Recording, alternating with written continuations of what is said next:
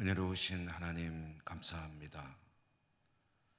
금년 한 해도 하나님의 돌보신 가운데 어느덧 12월을 맞이하게 하시고 또 월삭 새벽 기도회로 하나님 앞에 나와 예배하며 영광 올려드리며 기도하게 하시니 감사합니다.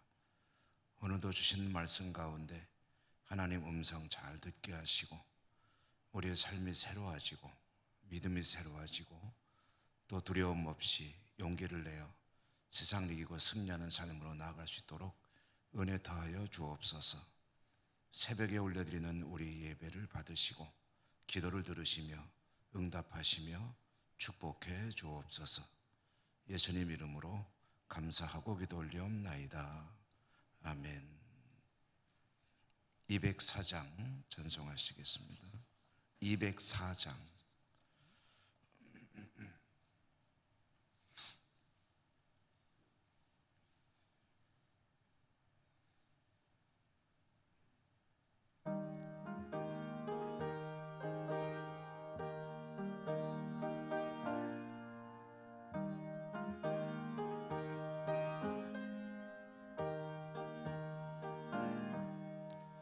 주의 말씀 듣고서 준행하는 자는 반석 위에 터다 집을 지음 같아.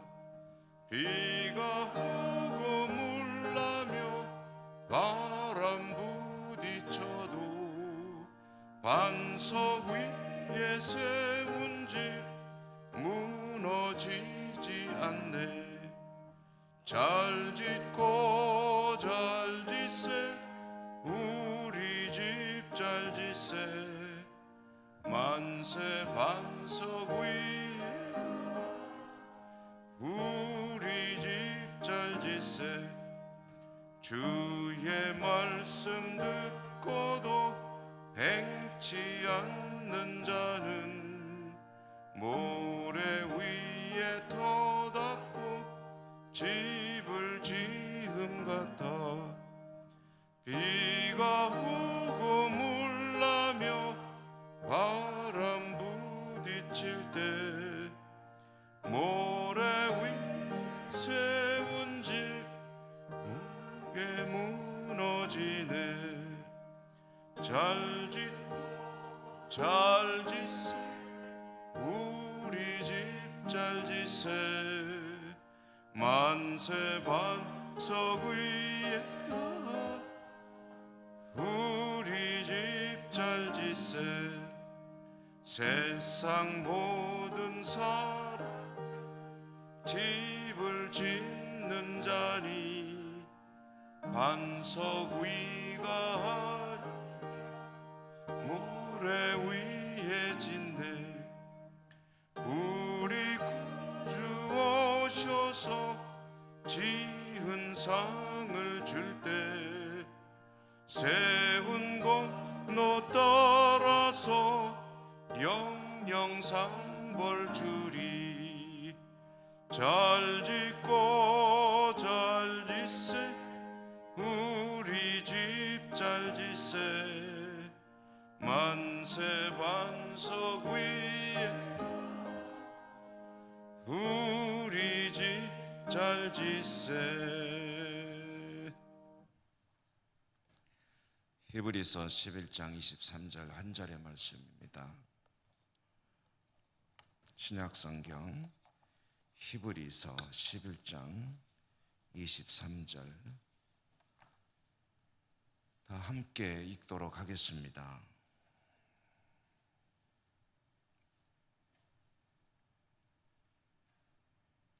읽겠습니다. 믿음으로 모세가 낳았을 때 그 부모가 아름다운 아이임을 보고 석 달 동안 숨겨 왕의 명령을 무서워하지 아니하였으며. 아멘. 오늘 월삭 새벽 기도회 이제 믿음의 이야기, 믿음의 제목으로 잠시 말씀을 나누고 기도하도록 하겠습니다.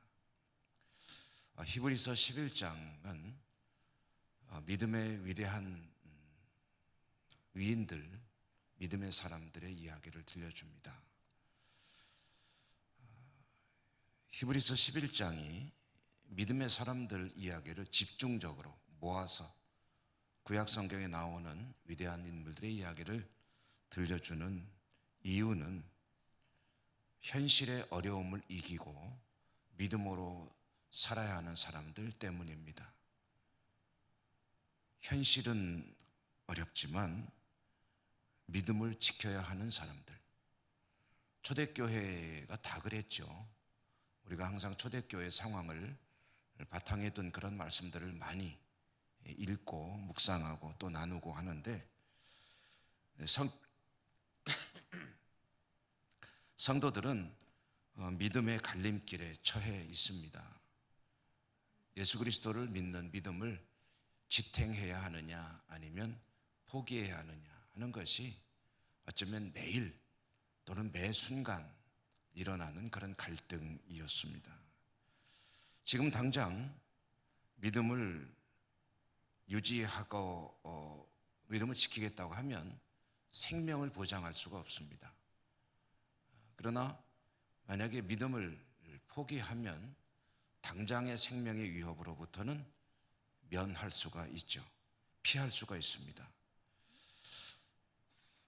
적어도 믿음 때문에 예수 그리스도를 믿는다는 그 사실 때문에 죽지는 않을 수 있기 때문에 많은 사람들이 예수 그리스도를 포기하는 그런 선택을 하던 시기입니다. 교회 지도자 중에 한 사람인 이 히브리서를 쓴 사람은 그런 상황을 보면 참 안타깝죠. 그렇지 않습니까, 여러분? 믿음을 정말 가진 우리들의 입장에서 볼 때 믿음을 여러 가지 이유로 포기하는 사람들 보면 얼마나 안타깝습니까? 특별히 교회 지도자에게는 뭐 더 말할 수 없는 그런 안타까움이고 아픔이겠죠.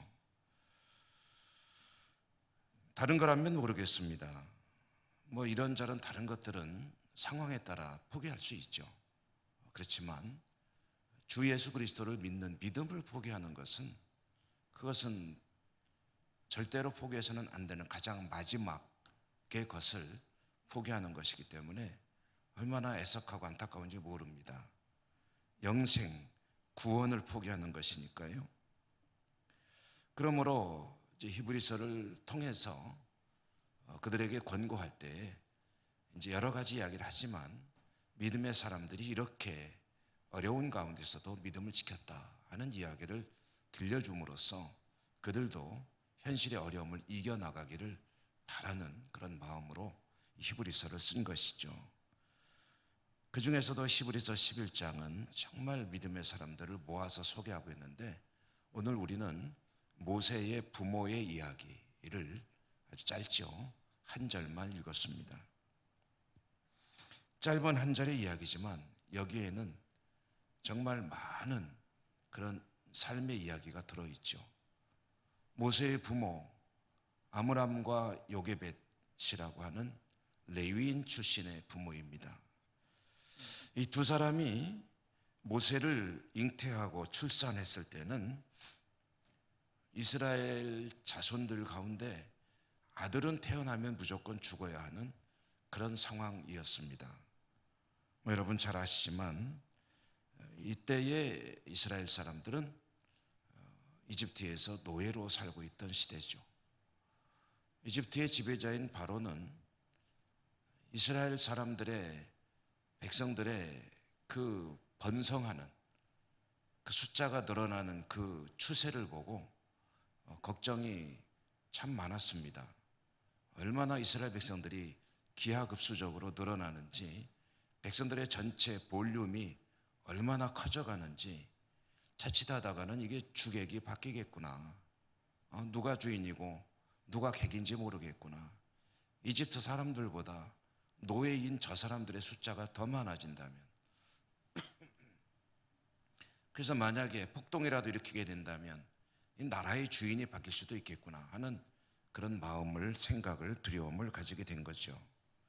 그래서 여러 가지 방법을 강구해 보았지만 뾰족한 그런 대책이 되지 못했을 때 바로는 극단적인 그런 하나의 법을 만들어내게 되는데, 그것은 이스라엘 사람들이 출산을 했을 때 만약에 산의 아이가 태어나면 다 죽여야 된다 하는 그런 법이었죠. 이 말도 안 되는 어처구니 없는 법이 만들어졌습니다. 모세가 태어났을 때 성경에 보면 너무 잘생겨서 버릴 수가 없었다라고 되어 있는데요. 이 잘생겨서 버리지 못했다는 것은 모세가 인물이 좋아서 꽃미남으로 태어난 아기가 너무 예뻐가지고 버리지 못했다, 그런 뜻은 아니죠. 어느 부모가 태어난 아기가 잘생겼으니까 못 버리고 못생겼으니까 얘는 버려도 되겠다, 그럴 부모가 어디 있겠습니까? 그러므로 모세가 태어났을 때 잘생겼다는 것은 부모가 볼 때 너무 사랑스러워서 도저히 버릴 수가 없더라. 태어난 아기가 너무 사랑스럽다.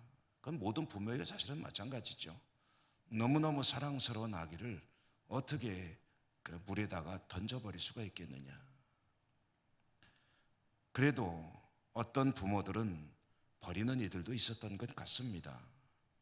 얼마나 되는지, 누가 그랬는지는 알 수는 없죠. 그러나 모세의 부모는 버리지 않고 있었다는 거죠. 그러고서 길렀는데, 우리가 출애굽기를 통해서 보게 되면 한 3달 정도 길른 것이 아니겠느냐고 이제 생각을 하는데요. 이 자식을 버리는 부모들도 있었을 것이고, 또 모세의 부모와 같이 버리지 않고 어쨌든 키워보려고 생각하는 이들도 있었다. 그러면 이 두 부모들 사이에 있는 차이가 뭐냐? 자식을 향한 사랑이나 애착이나 애정은 마찬가지일 겁니다. 어느 부모에게 더 자식에 대한 사랑이 더 크고 그렇지 않은 이가 있겠습니까? 다 마찬가지죠. 그런데 모세의 부모에게 아이를 버리는 다른 부모들과 좀 다른 특별한 점이 있다면, 그것은 오늘 성경이 말해주는 믿음으로라는 단어입니다. 믿음으로 모세의 부모는 아기를 버리지 않고 숨겨서 키웠다. 믿음으로 아기를 버리는 부모에게 있는 것, 그리고 버리는 부모들에게 없는 것, 거꾸로 말해서 버리는 부모들은 가지고 있지만 모세의 부모에게는 존재하지 않는 것, 그게 뭐냐 하면은 오늘 성경은 이 믿음으로라는 말과 함께 무서워하지 않았다라는 말을 들려줍니다. 두려움이죠. 그러니까 있고 없고 무엇이 있느냐, 믿음이 있느냐 없느냐, 그 역으로 무엇이 없느냐, 두려움이 없느냐 있느냐의 차이가 있었습니다. 믿음이 있는 모세의 부모에게는 두려움이 없다. 그러나 믿음이 없는, 혹시 아이를 버리는 부모가 있었다면 그에게는 두려움이 있고 대신 믿음이 덜하다, 없든지 덜하다, 그런 이야기가 되겠죠. 성경이 하려는 이야기는 그것입니다. 믿음을 가진 이들은 두려움을 가지지 않았다. 그들이 왕의 명령을 무시하거나 또는 신경 쓰지 않았다는 이야기가 아닙니다.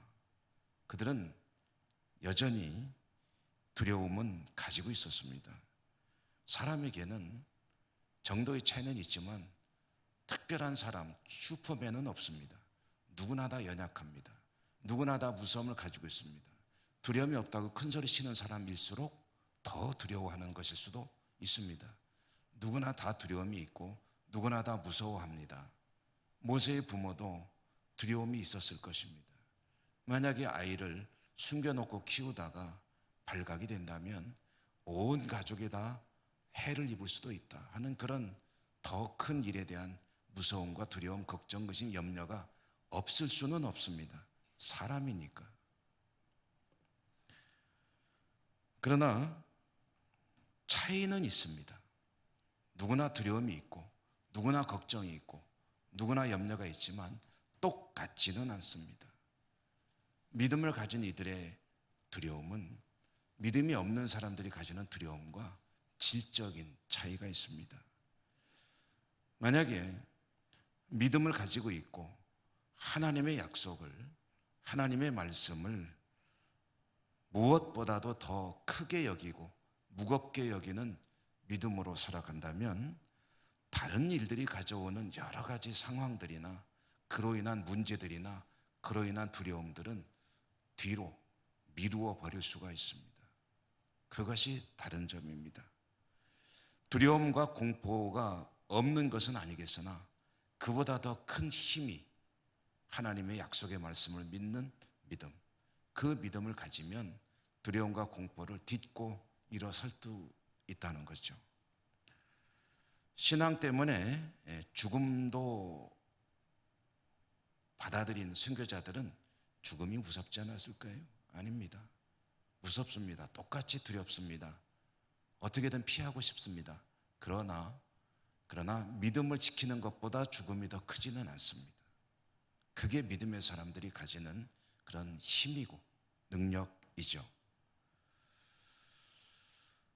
모세의 부모는 믿음이 있었기 때문에 무서워하지 않았다가 아니고, 정확히 말하면 믿음이 있었기 때문에 무서움을 감당해낼 수가 있었습니다. 그래서 그들은 모세를 버리지 않았습니다. 그리고 그런 믿음으로 인해서 이스라엘은 위대한 역사를 이루어갈 수 있는 그런 지도자를 만날 수 있게 되었죠.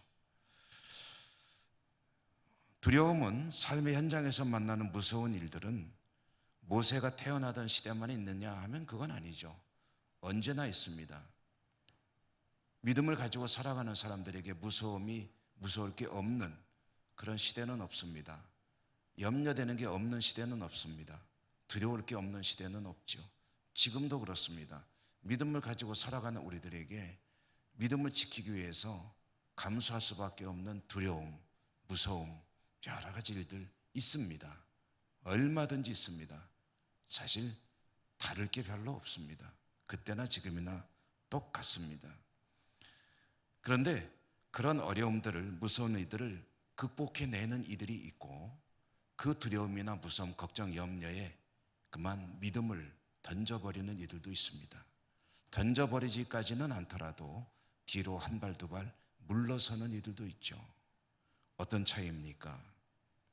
하나님의 말씀을, 하나님의 명령을, 하나님의 약속을 그 어떤 일보다도 우선해서 생각하는 이들은 다른 일로 인한 두려움, 무서움들을 극복해낼 수가 있습니다.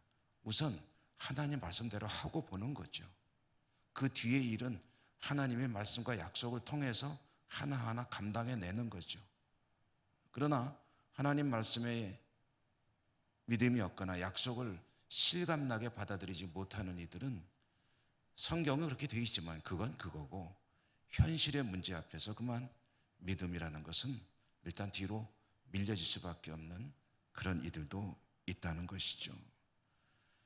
여러분, 구체적으로 뭐가 이렇고 어떤 것은 저렇고 이렇게 말씀 안 드려도 이미 여러분들은 수많은 그런 문제들과 대치하며 살아가고 계시지 않습니까?